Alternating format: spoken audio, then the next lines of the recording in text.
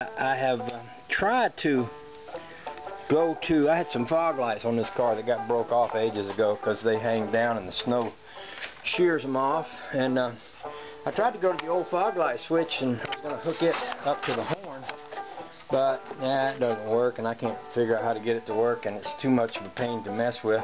Pretty much here's my horn right here. That little round thing down in there with a little horn thingy sticking off the side of it, and basically all you need to do to make it work is to give it a little hot wire and a little ground wire. So all I got to do is get a hot wire and a ground wire to inside of the car here, and then hook up a horn button, and I can make that work.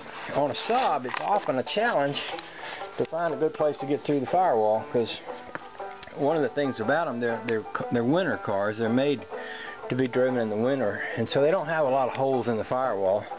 And even if they did, they got so much dash in here that you know, a hole would come out way up in there, and it's hard to find a wire. So sometimes it's a little bit of a challenge to just get a hot wire in here to wire your horn to. But that's what I'm going to do. I'm going to find a way to get a wire in here, rig me up a little switch over there around the steering wheel somewhere, and fix a button where I can push it and blow the horn.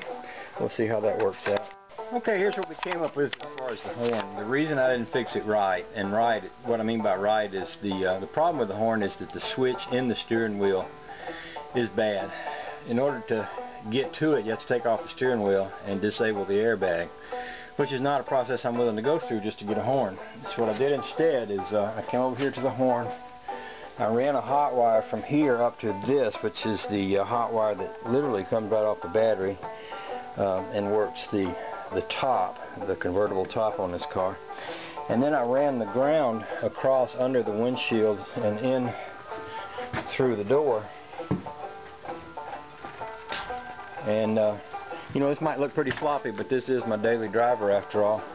Came up here and ran it to one side of this switch, and then back out here and grounded it right there, so that the wire that I have running across the front of the car is not a hot wire. There's no fire in it. It's just a ground wire.